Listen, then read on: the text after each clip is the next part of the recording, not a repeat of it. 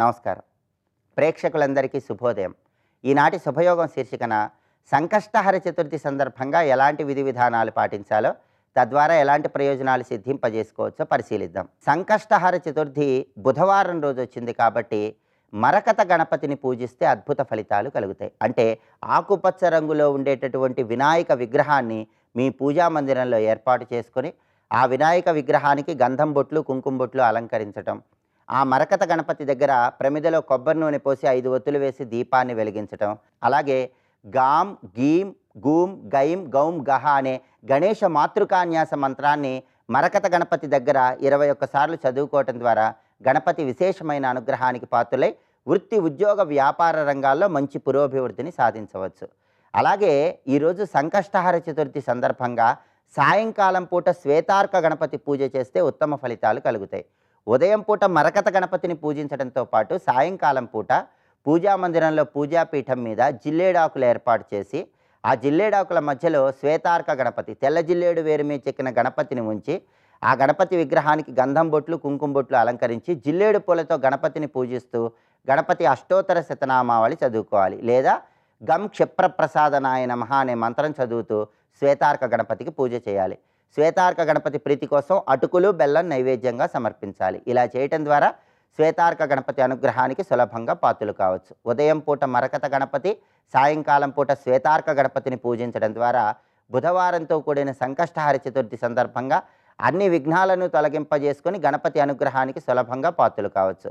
అలాగే ఈరోజు దగ్గరలో ఉన్న దేవాలయానికి వెళ్ళి గణపతి విగ్రహానికి రకరకాల ద్రవ్యాలతో అభిషేకం చేయించుకుంటే మంచిది. ఆవు పాలతో అభిషేకం చేయించుకుంటే ఐశ్వర్యం కలుగుతుంది. ఆవు పెరుగుతో అభిషేకం చేయించుకుంటే ఆరోగ్యం సిద్ధిస్తుంది. తేనెతో అభిషేకం చేయించుకుంటే కళారంగంలో మంచి పురోభివృద్ధి సాధించవచ్చు. గరిక పోచలు కలిపి నీళ్లతో అభిషేకించడం ద్వారా పోగొట్టుకున్న ధనకనక వస్తువాహన ప్రాప్తిని సిద్ధింపజేసుకోవచ్చు. అరటి పండ్ల గుజ్జుతో అభిషేకించడం ద్వారా చేతి వరకు వచ్చి జారిపోతున్న పనుల్లో విజయప్రాప్తిని సిద్ధింపజేసుకోవచ్చు. గణపతి ఆలయ ప్రాంగణంలో కొబ్బరి నూనె దీపం పెట్టడం, గణపతి ఆలయంలో సంకటనాశక గణేష స్తోత్రం కానీ, గణేష పంచరత్న స్తోత్రాన్ని కానీ చదువుకోవటం ద్వారా కూడా గణపతి అనుగ్రహానికి పాత్రలై సకల శుభాలను సిద్ధింపజేసుకోవచ్చు. రేపటి శుభయోగం శీర్షికన ఆశ్వీజ మాసం సందర్భంగా అమ్మవారి స్వరూపాలైనటువంటి స్వాహాదేవిని, స్వధాదేవిని ఏ విధంగా ఆరాధన చేయాలో, స్వాహాదేవి, స్వధాదేవి ఆవిర్భావ వైభవం ఏంటో పరిశీలిద్దాం. నమస్కారం.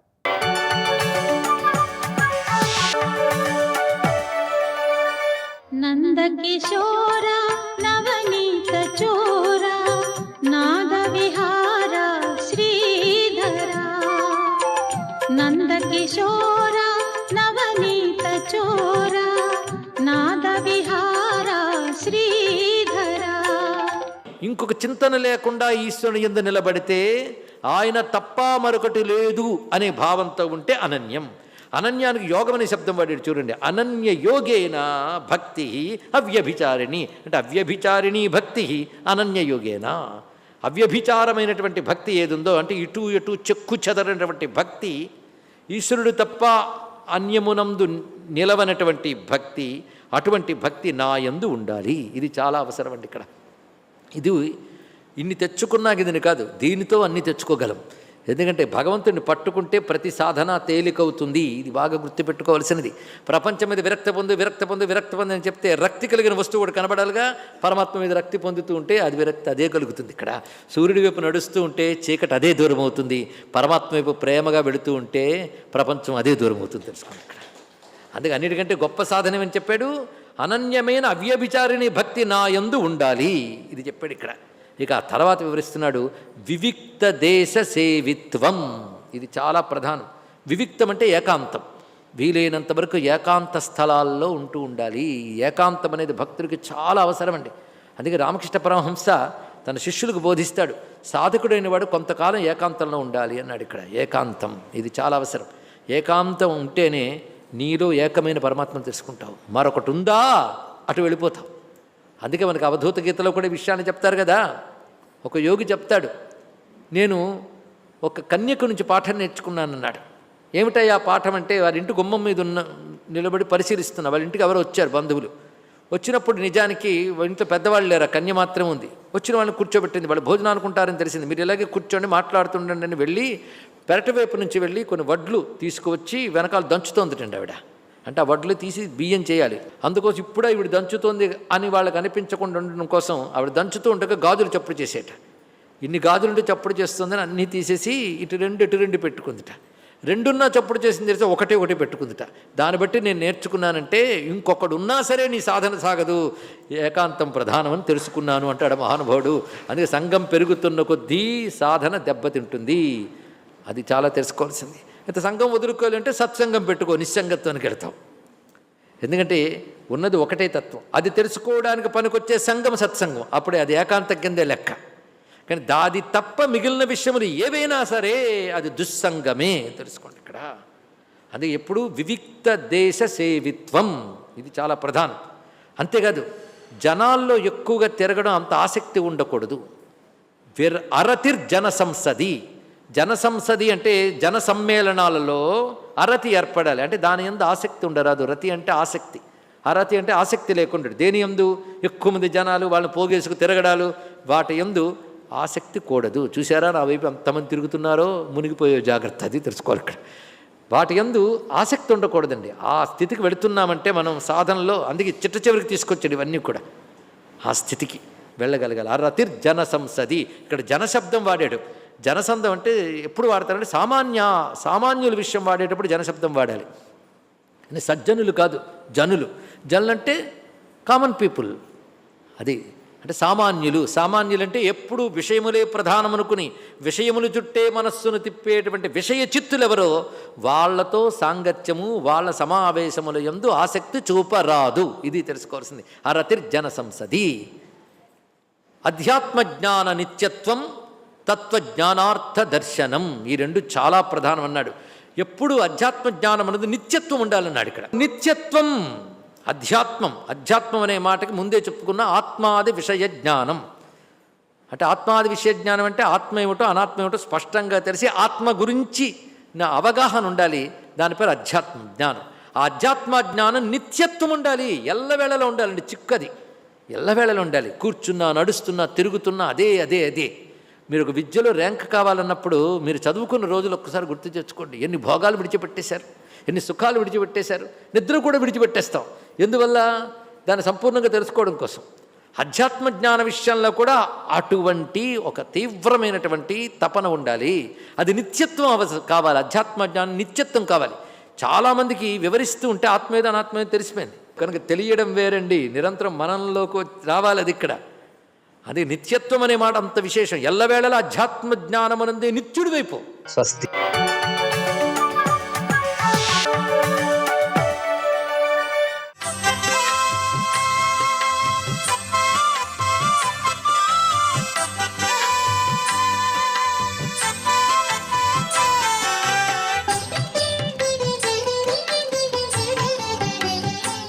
ఓం నమో నారాయణాయ. ఓం నమశివాయ. శ్రీమాత్రే నమ. ఈరోజు సంకటహర చతుర్థి. సంకటములను తొలగించి మనం కోరిన కోరికలన్నింటినీ కూడాను నెరవేర్చేటువంటి సిద్ధిపతి ప్రియపతి గణపతిని ఆరాధన చేయాలి. అంతేకాకుండా ఈనాడు సర్పసూక్త పారాయణ కూడా చేయాలండి. సర్పసూక్త పారాయణ కనుక చేసినట్లయితే మనకి పట్టినటువంటి ఏదైనా కాలసర్ప దోషాలు ఉన్నట్లయితే అవన్నీ కూడాను తొలగించుకోవడానికి కూడా ఆస్కారం ఎక్కువగా ఉంటుంది అని చెప్పేసి శాస్త్రంలో చెప్పారు. వినాయకుడికి ప్రీతికరమైనటువంటి మోదకాలు నైవేద్యంగా పెట్టడమే కాకుండా సంకటనాశక గణేశ స్తోత్ర పఠనం 9 సార్లు గనక పఠించినట్లయితే వివిధ రకాలైన కష్టాలన్నీ కూడాను తొలగింపబడి మనం హాయిగా ఆనందంగా జీవితాన్ని కొనసాగించడానికి ఆస్కారాన్ని ఆ యొక్క గణపతి మనకు ప్రసాదిస్తాడు. ఈరోజు గరికతో పూజ చేసి గణపతి అష్టోత్తర శతనామావళి చదివి వీలైతే సాయం సంధ్యా సమయంలో హోమాన్ని కూడాను నిర్వహించుకోవచ్చు. హోమం చేసిన తర్వాత చంద్రునికి పాలు నైవేద్యంగా సమర్పించి భోజనం చేయాలి. ఇలా గనక చేసేటువంటి సాంప్రదాయాన్ని గనక పాటించినట్లయితే గణపతి యొక్క దివ్యవంతమైన అనుగ్రహం వలన అన్ని రంగాలలో మనం విజయాన్ని సాధించడానికి ఆస్కారం అత్యధికంగా ఉంటుంది. గణపతి ఎక్కువగా గకార ప్రియుడు కాబట్టి గకార మంత్రోచ్చరణ చాలా మంచిది. ఓం గం గణపతయే నమః అనేటువంటి గకారాన్ని మనం నిత్యం కూడాను మనసు నిండా తలుచుకున్నా చాలండి, అన్ని రంగాలలో విజయాన్ని సాధిస్తారు.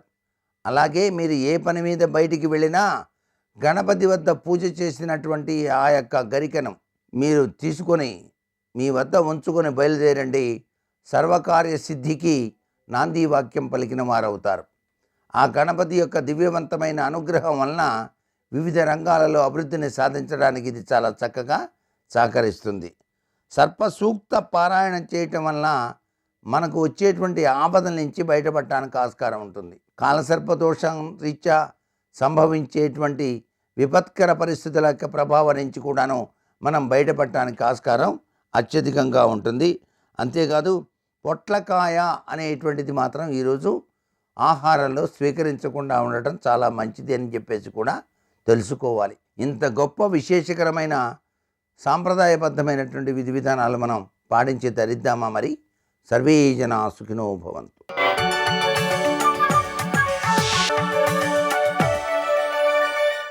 सर्वमङ्गलमाङ्गल्ये शिवे सर्वार्थसाधिके शरण्ये त्र्यम्बिके देवी नारायणि नमोऽस्तुते. సహస్రపరమా దేవీ శతమూలా శతాంకురా సర్వగం హరతు మే పాపం దూర్వాదు స్వప్ననాశిని అని ఆ గరిక తెచ్చి తల మీద పెట్టుకుని కొద్దిగా మట్టి తీసి ఒంటికి రాసుకుని నీటిలోకి ప్రవేశిస్తారు. ప్రవేశించి ఎవడు స్నానం చేస్తాడో వాడు సమస్తమైనటువంటి అశౌచాన్ని పోగొట్టుకుంటాడు. ఒకవేళ వారుణ స్నానం చెయ్యలేకపోతే ఏ కారణం చేతనైనా అలా మునిగి స్నానం చేయడానికి శరీరం సహకరించదనుకోండి, అప్పుడు ఏం చెయ్యాలి అని అడిగారు. వారుణ స్నానము ఎంత శక్తివంతమో అంతే శక్తివంతము వాయుస్నానము. వాయుస్నానము అంటే ఒకటి సంవత్సరంలో ఒక్క పర్యాయమైనా చెయ్యాలి. జ్యోతిష శాస్త్రంలో దాన్ని ముహూర్తము అని పిలుస్తారు. ప్రదోష వేళకి ముందు గోవులు ఇంటికి వెళ్ళిపోతుంటాయి. వెళ్ళినప్పుడు వాటి డెక్కల నుండి పైకి రీగుతుంది గోధూళి అంటారు. గోధూళి వేళ ఇందిరా అంటారు. ఆ గోధూళి డెక్కల మించి లేచింది మీద పడితే ఆ వ్యక్తి స్నానం చేసినట్టే. అది పరమ పవిత్రమైనటువంటి స్నానం. ఒకవేళ ఏ కారణం చేతనైనా స్నానం చెయ్యడానికి అవకాశం కలగకపోతే ఆరోగ్యరీత్యా గోవు కట్టి ఉన్నటువంటి ప్రదేశానికి వెళ్ళి గోవు ఎక్కడ తొక్కిందో అక్కడ ఉన్న మట్టి తీసి ఇలా కొద్దిగా వేసుకుంటే చాలు, వాడు ఒక పవిత్ర స్నానం చేసినట్టు. ఎప్పుడైనా శరీరము అనుమతించకపోతే, ఆరోగ్యం బాగుండకపోతే గోధూళి మీద పడ్డా చాలు. అందుకే గోధూళి వేళ అని పిలుస్తారు. అదొక ముహూర్త కాలం కాబట్టి దాన్ని వాయుస్నానము అంటారు. అలాగే ఇంకొక స్నానం ఉంటుంది. ఆ స్నానాన్ని బ్రహ్మస్నానము, బ్రాహ్మణ స్నానము అని పిలుస్తూ ఉంటారు. ఆ స్నానం ఎక్కడ కూర్చున్నాడో అక్కడే ఆచమన పాత్ర కానీ జలపాత్రలోంచి కానీ ఉద్ధరిణితో కాసి నీళ్లు చల్లి ఆ నీళ్లు కొన్ని మంత్రాలతో చల్లుకుంటారు. ఆపోహిష్టామయో భువస్థాన ఊర్జీలధాతన మహేరణాయ చక్షసై యోవశివతమోరసస్తస్య భారయతేహన ఉచతీరివ మాతరః తస్మా అరంగమామవైస్యక్షయాయ జన్మధ ఆపో జనయధాచనః అని ఆ నీళ్లు చల్లుకుంటే అది మంత్రపురస్సరమైనటువంటి స్నానం. అందుచేత అలా కూర్చుని చల్లుకుంటే వాడు స్నానము చేసినట్టే అనుగ్రహింపబడుతుంది. వారుణ స్నానం ఎంతో మంత్రపురస్సరంగా చేసే స్నానం అంతే. అందుకే సంధ్యావందన ప్రక్రియలో ఈ మంత్రాలు వస్తాయి ఎక్కువ మార్లు, ఎందుకంటే అది మంత్రస్నానం. అది ఒక స్నానం. ఇక అగ్ని స్నానం అని ఒక స్నానం ఉంటుంది. ఇవన్నీ శరీరము యొక్క శౌచాన్ని నిలబెట్టడానికి పనికొచ్చేవి. అగ్ని స్నానము అంటే భస్మ తయారవుతుంది. ఆవు యొక్క పేడని కాల్చి పిడకలుగా చేస్తారు. ఆ చేసేటప్పుడు కాల్చేటప్పుడు కొన్ని ప్రత్యేకమైన మంత్రాలు ఉంటాయి. ఆ మంత్రాలతో అనుసంధానం చేస్తూ కాలుస్తారు. కాల్చినటువంటి భస్మ తీసి ఎడం చేతిలో వేసుకుని నీళ్లు పోసుకొని చేతితో మూసి ధరించేటప్పుడు ఒక మంత్రం చెప్తారు. అగ్నిరితి భస్మ, వాయురితి భస్మ, జలమితి భస్మ, స్థలమితి భస్మ, వ్యోమీతి భస్మ, సర్వగుం అవాయుదిగుం భస్మ, మనోవాంగ్మన ఇత్యేతాని చక్షుగంశకరణాని భస్మాని అని ఆ మంత్రంతో విభూతిని చల్లుకున్న, విభూతి పెట్టుకున్న వాడు భస్మతో స్నానం చేసినట్టు.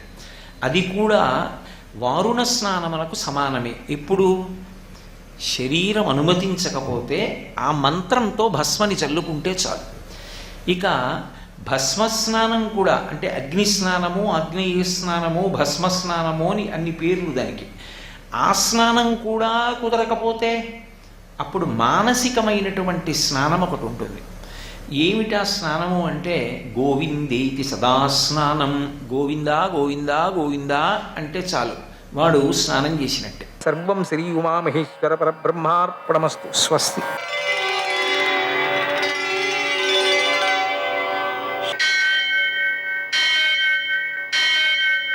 సహస్రశీరుషం దేవం విశ్వాక్షం విశ్వశంభువం విశ్వం నారాయణం దేవమక్షరం పరమం పదం విశ్వతః పరమాం నిత్యం విశ్వం నారాయణగుం హరిం విశ్వమేవేదం పురుషస్తద్విశ్వముపజీవతి పతిం విశ్వస్యాత్మేశ్వరం శాశ్వతం శివమచ్యుతం నారాయణం మహాజ్ఞేయం విశ్వాత్మానం పరాయణం.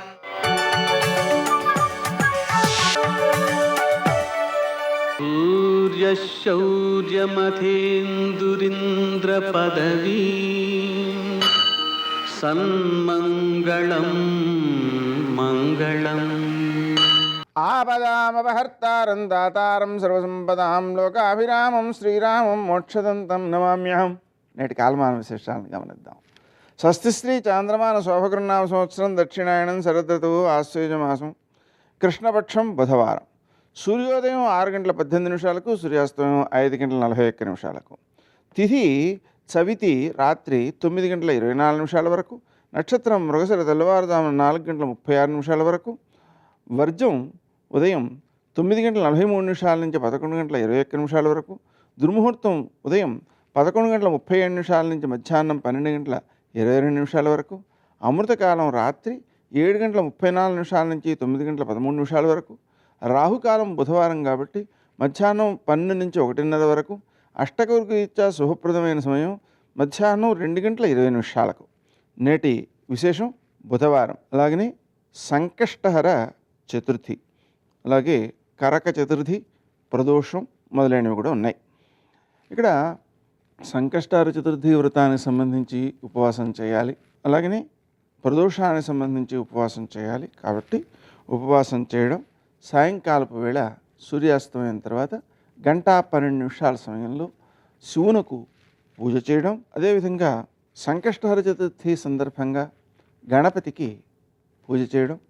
ఆ పూజ చేసేటప్పుడు 21 దుర్వాయుగ్మములు, 21 పుష్పములు, 21 పత్రములతో పూజ చేయాలి. 21 చిమ్మిలి ఉండలు నివేదన, 21 చిమ్మిలి ఉండలు వాయనం ఇవ్వడం అనే చర్యలను పూర్తి చేసి 21 ఆత్మ ప్రదక్షిణాలు, 21 అరగుంజీలు కూడా చాలా ఉత్తమమైన ఫలితాలను అందజేస్తాయి. ఆ తర్వాత చంద్రుని యొక్క ఉదయము రాత్రి 8:48 అవుతుంది కాబట్టి ఆ తర్వాత చంద్రునికి కూడా పూజ చేయాలి. ఈ విధంగా ఈ సంకష్టహర చతుర్థి ప్రయుక్తమైన గణపతి పూజ, అలాగనే తర్వాత ఉండేటువంటి చంద్ర పూజ ఆచరించడం ద్వారా వ్యక్తులకు నీలాపనిందలు, అంటే మనం చేయని తప్పుకు ఏ ఆరోపణల వల్ల ఇబ్బందులు పడతామో ఆ ఇబ్బందులు తొలగడం, దాంతోపాటుగా ఏ కష్టాన్నైనా సరే అధిగమించేటువంటి శారీరక మానసిక దృఢత్వం సిద్ధించడం జరుగుతుంది. అలాగనే ఈ ప్రదోష సమయంలో పూజ వల్ల సంపదలు సిద్ధిస్తాయి. నేటి ఆణిముత్యాలు.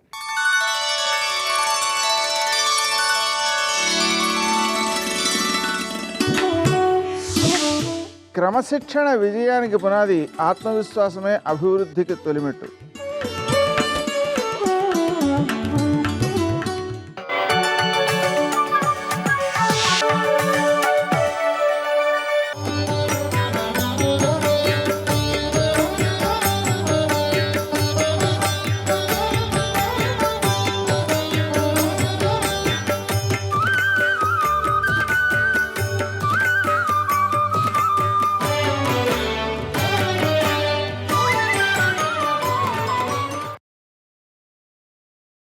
శ్రద్ధగా చేసే ఆత్మదర్శనాన్ని సాధనాల్లో గొప్పదిగా చెబుతూ ఉన్నప్పుడు దానికి రాజసత్వాన్ని తామసత్వాన్ని ఎలా చెబుతారు అనే ప్రశ్న కలగవచ్చు. దానికోసమే భగవంతుడు ఇలా సమాధానం చెప్తున్నాడు.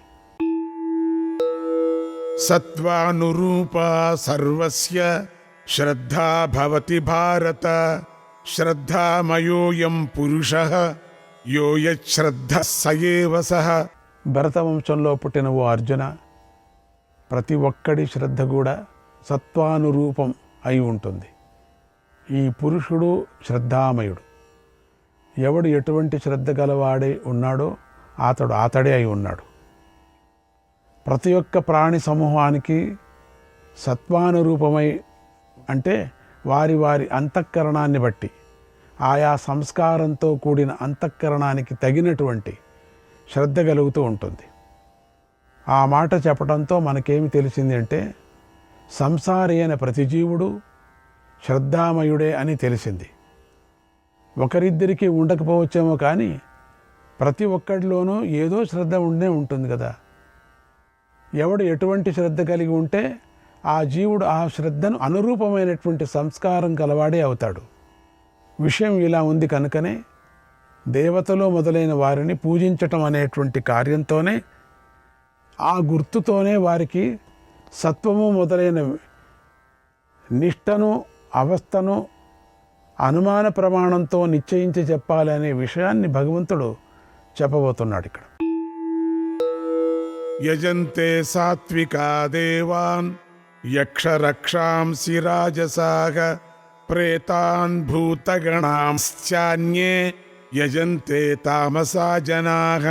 సాత్వికులు దేవతలను పూజిస్తారు. రజోగుణం కల రాజసులు యక్ష రాక్షసులను పూజిస్తారు. తక్కిన తామసులు ప్రేత గుణాలను భూతగణాలను పూజిస్తారు. సత్వావస్థను ఊహించి తెలుసుకోవటానికి దేవపూజ మొదలైనవే గుర్తులై ఉన్నాయి. ఎందుకంటే ఈ గుర్తులు ఆయా జీవుల స్వభావానికి అనుగుణంగా కలుగుతూ ఉంటాయి. తామసుడు రాజసుడి పని చేయలేడు కదా, రాజసుడు సాత్వికుడి పని ఎప్పటికీ చేయలేడు. అందువల్ల వీరు ఇటువంటి పని చేస్తున్నారంటే వీరిలో ఈ గుణం ఉండి ఉంటుందని అనుమాన ప్రమాణంతోనే తెలుసుకోవాలి. సాత్వికులు అంటే సత్వనిష్ఠులు, వారు దేవతలను పూజిస్తారు. రాజసులు యక్షులను రాక్షసులను పూజిస్తారు. తక్కిన తామసులు ప్రేతాలను భూతగణాలను సప్తమాతృకలు మొదలైన వారిని పూజిస్తారు. ఈ సప్తమాతృకలు బ్రాహ్మీ మొదలైన శాంతమూర్తులు కావు, దాన్ని అనుకోవకండి, అవి వేరే. ఇక్కడ ఉగ్రదేవతల గురించి క్షుద్రదేవతల గురించి చెబుతున్నారని తెలుసుకోవాలి. ఈ విషయాన్ని మనం 9వ అధ్యాయం యొక్క 25వ శ్లోకంలో చెప్పుకున్నాం కదా. అక్కడ భూతాని అన్నప్పుడు తంత్రశాస్త్రంలో చెప్పిన దేవతలు అని చెప్పారు. ఇక 5వ శ్లోకంలో రాజస తామసుల నిష్ట అసుర సంబంధమైనది అనే విషయం చెప్పబోతున్నారు. పూర్వము శాస్త్ర విధిని విడిచి ఉన్నటువంటి సమయంలో సత్వము మొదలైన నిష్ఠా కార్యాన్ని బట్టి నిర్ణయింపబడుతుందని చెప్పారు. ఈ సత్వనిష్టలో అందరూ ఉండలేరు. వేల మందిలో ఎవడో ఒకడు దేవపూజ మొదలైన వాటిలో తత్పరుడై సత్వనిష్ట కలవాడై ఉంటాడు. ఈ మాట భగవత్పాదులు 1400 సంవత్సరాల క్రిందని చెప్పారు. అయితే చాలామంది రజోనిష్ఠులు తమోనిష్ఠులే అయి ఉన్నారు. అంటే ప్రపంచంలో వీళ్ళ సంఖ్య ఎక్కువగా ఉంది. అది ఎలాగో భగవంతుడు చెబుతున్నాడు. అశాస్త్ర విహితం ఘోరం తప్యంతే ఏ తపోజనాః దంభాహంకార సంయుక్తాః కామరాగబలాన్వితాః కర్షయంతః శరీరస్థం భూతగ్రామమచేతసః మాం చైవాంతః శరీరస్థం తాన్ విద్యాసుర నిశ్చయాన్. ఏ జనులైతే దంభాహంకారాలతో కూడిన వారై కామరాగ బలాన్వితులై శాస్త్రం చెప్పని ఘోరమైన తపస్సును చేస్తూ ఉన్నారో, శరీరంలో ఉండే భూత గ్రామాన్నే, శరీరంలో ఉండే నన్ను కూడా అవివేకులై కృషింపజేస్తూ ఉన్నారో వారిని ఆసుర నిశ్చయం కలవారు అని తెలుసుకో. ఇక్కడ రాజసులు మరియు తామసుల గురించి చెబుతున్నారని తెలుసుకోవాలి. వీరు శాస్త్రం చెప్పిన దాన్ని చేయకపోగా శాస్త్రం చేత అవిహితమైన దాన్నే చేస్తారు. అంటే శాస్త్రము విధించని దాన్ని చేస్తారు. అందుకే అది ఘోరమైనది అని భగవంతుడు చెబుతున్నాడు. ఘోరం అంటే పీడాకరం ప్రాణినాం ఆత్మనశ్చ అని భగవత్పాదాచార్యులు అర్థం చెప్పారు. ఇతర ప్రాణులకు తమకు కూడా పీడను కలిగించే కర్మ ఏదైతే ఉందో అది ఘోరమైన కర్మ. రాజసులు మరియు తామసులు అటువంటి ఘోరమైన తపస్సును దంభంతోనూ అహంకారంతోనూ కామము రాగము అనే వాటితో కలిగిన బలంతోనూ కూడిన వారే చేస్తూ ఉంటారు. కామరాగం అంటే విషయాలందు అభిలాష, బలం అంటే ఎంతటి దుస్సాహసమైనా చేసి విషయాన్ని సాధించుకోవాలి అనే ఉత్సాహం. శరీరంలోని భూతగ్రామాన్ని అంటే ఇంద్రియ సమూహాన్ని మాత్రమే కాక సర్వకర్మలకు బుద్ధికి సాక్షి అయి శరీరంలో ఉంటూ నారాయణుని పిలువబడే పరమాత్మను కూడా కృషింపజేస్తూ ఉంటారు. అంటే భగవంతుడు శాస్త్రంలో చెప్పిన విధంగా చేయకపోవటమే భగవంతుడిని కృషింపజేయటం అని తెలుసుకోవాలి. పరమాత్మ విధించినది చేయకుండా, ఆయన నిషేధించిన దాన్ని విధించకుండా ఉన్నదానిని కూడా చేస్తూ ఉండే వారికి అనాత్మ బుద్ధి పెరిగిపోతుంది. వారు ఆత్మను కృషింపజేసుకుంటారు. దీనికి కారణం ఏమిటి అంటే వారి అవివేకమే. అవివేకులు అని చెప్పేందుకు భగవంతుడు అచేతసః అనే పదాన్ని ప్రయోగించాడు. ఈ అవివేకులు ఆసుర నిశ్చయం కలవారు. అంటే అసుర నిశ్చయము, అసుర స్వభావం కలవారు. అసుర అంటే రాక్షస స్వభావం. ఈ మాట భగవంతుడు ఎందుకు చెప్పాడంటే అసుర స్వభావాన్ని తెలుసుకొని పూర్తిగా విడిచిపెట్టేసేయి అని చెప్పేందుకోసమే చెప్పాడు. అసుర స్వభావం విడిచిపెట్టేయి. ఇక ఇప్పుడు ఆహారాదులను విడమరిచి భగవంతుడు చెప్పబోతున్నాడు. ఇక్కడ ఆహారాలను రస్యము, స్నిగ్ధము మొదలైన విధంగా 3 వర్గాలుగా చేసి అవి క్రమంగా సాత్విక, రాజస, తామస జనులకు ప్రియమైనవి ఉంటాయి అనే విషయాన్ని చెప్పబోతున్నాడు. రస్యము, స్నిగ్ధము మొదలైన ఆహారాలతో తమకు ఎక్కువ ప్రీతి దేని ఎందైతే ఉంటుందో ఆ ప్రీతిని బట్టి తమది సాత్వికమో, రాజసమో లేదా తామసమో తెలుసుకొని రజస్సును, తమస్సుకు లక్షణాన్ని తెలిపేటువంటి ఆహారాన్ని విడిచిపెట్టి సాత్విక ఆహారాన్ని గ్రహించాలని తెలిపేందుకోసమే ఈ విషయం చెప్పబడుతుంది. అలాగే యజ్ఞము మొదలైన వాటి యందు కూడా సత్వాది గుణభేదం ఆధారంగా 3 విధాలైన యజ్ఞం చెప్పబడుతోంది. ఇది కూడా రాజస, తామస యజ్ఞాలను విడిచిపెట్టి సాత్వికమైన వాటినే తీసుకొని అనుష్ఠించాలి అని చెప్పేందుకోసమే అని తెలుసుకోవాలి. ఇక త్రివిధ ఆహార యజ్ఞాలను గురించి, తపస్సును గురించి, దానాన్ని గురించి చెప్పిన 7వ శ్లోకాన్ని చెప్పుకుందాం.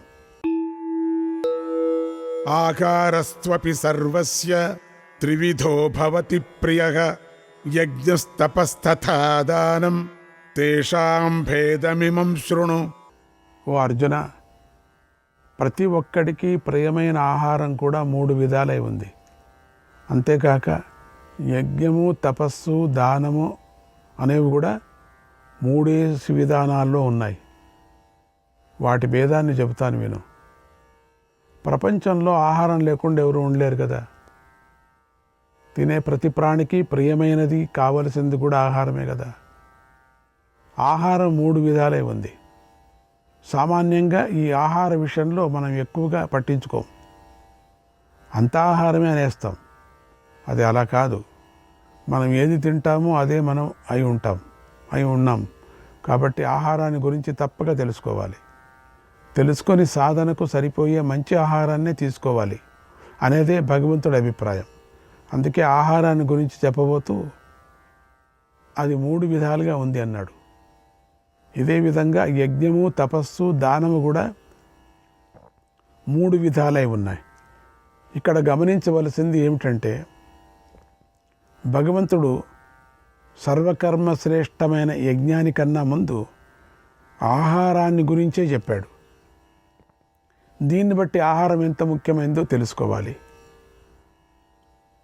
ఆహ్రియతే ఇతి ఆహార, ఆహారం అంటే అన్నం అని అర్థం. ఇక ఆహార విషయంలో సాత్విక భేదాన్ని భగవంతుడు ఇలా చెబుతున్నాడు. ఆయుస్సత్వ బలారోగ్య సుఖ ప్రీతి వివర్ధనా రస్యా స్నిగ్ధా స్థిరా హృద్యా ఆహారా సాత్విక ప్రియా. ఆయస్సు, సత్వము, బలము, ఆరోగ్యము, సుఖము, ప్రీతి వీటిని వృద్ధి చేసే రస్యము, స్నిగ్ధము, స్థిరము, హృద్యము అనే ఆహారాలు సాత్వికులకు ప్రియమైనవే ఉన్నాయి.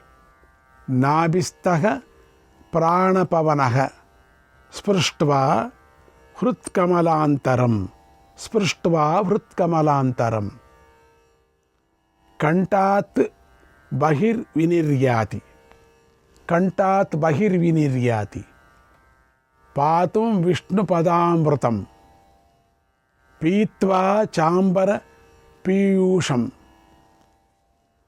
పునరాయాతి దేహినం, ప్రీణయన్ దేహమఖిలం జీవయన్ జఠరానలం, శరీర ప్రాణ యోరేవం వ్యాపారదాయురుచ్యతే.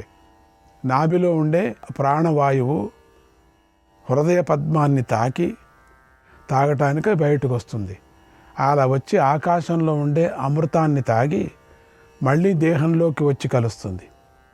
అలా కలిసి దేహాన్నంతా కూడా సంతోషపెడుతుంది, జఠరాగ్నిని జీవింపజేస్తుంది. ఈ విధంగా శరీరము మరియు ప్రాణము చేసే వ్యాపారానికే ఆయస్సు అని పేరు అని చక్కటి వ్యుత్పత్తితో చెప్పబడుతున్నటువంటి ఆయస్సు, సత్వము, బలము, ఆరోగ్యము, సుఖము, సంతోషము అనే వాటిని వృద్ధి చేసేవి. రస్యం అంటే రుచికరము, స్నిగ్ధం అంటే జిడ్డు కలవి, స్థిరము అంటే దేహంలో ఎక్కువ కాలం నిలిచి ఉండేవి, ఒక్కసారి తింటే చాలాసేపటి వరకు ఆకలి కాకుండా చేసేవి, హృదయానికి బాగా నచ్చేవి అయినటువంటి ఆహారాలు సాత్వికులకు ప్రియమైనవై ఉంటాయి. సాత్విక ఆహారం అంటే ఏ ఆహారాన్ని తీసుకోవటంతో ఆయస్సు పెరుగుతుందో అది ఆయస్సు పెరగటం అంటే ఆయాసం తగ్గించటం. కొన్ని ఆహారాలు తినటం వల్ల ఆయాసం పెరిగిపోవటం, ఊపిరాడకపోవటానికి కష్టం అవ్వటం అనేవి మనం చూస్తూ ఉంటాం కదా. అటువంటి ఆహారాన్ని తీసుకోకూడదు. తిన్న ఆహారం మనలో ఉత్సాహాన్ని పెంచాలి. ఆహారంతో బలం అంటే బుద్ధిశక్తి, మనశ్శక్తి, శరీర శక్తి కూడా పెరగాలి. శరీరము ఆహారంతో రోగరహితం అవ్వాలి, మనశ్శాంతి కలగాలి. తీసుకునే ఆహారంతో చేసే పని మీద అభిరుచి కలుగుతుంది. ఇటువంటి ఆహారాన్నే తీసుకోవాలి. ఆహారము ఎండిపోయి ఉండకూడదు, రసంతో కూడి ఉండాలి. కొద్దిగా జిడ్డు కూడా ఆహారంలో ఉండాలి. అంటే నూనె కానీ నెయ్యి కానీ తగిన మోతాదులో వేసుకోవాలి. మనం తీసుకునే ఆహారం మన దేహంలో రసాంశం అని ఉంది కదా, ఆ రసాంశంతో ఎక్కువసేపు నిలిచి ఉండాలి. చూడగానే మనస్సుకు సంతోషాన్ని కలిగించాలి. అటువంటి ఆహారాన్నే తీసుకోవాలి.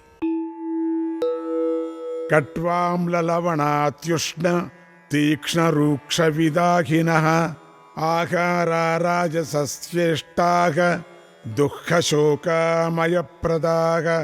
అతిగా చేదైనవి, పుల్లవి, ఉప్పవి, ఉష్ణమైనవి, తీక్ష్ణమైనవి, రూక్షమైనవి, విదాహులైనవి అయినటువంటి ఆహారాలు దుఃఖాన్ని, శోకాన్ని, రోగాన్ని కలిగిస్తాయి. శ్రీకృష్ణాయ పరమాత్మనే నమః.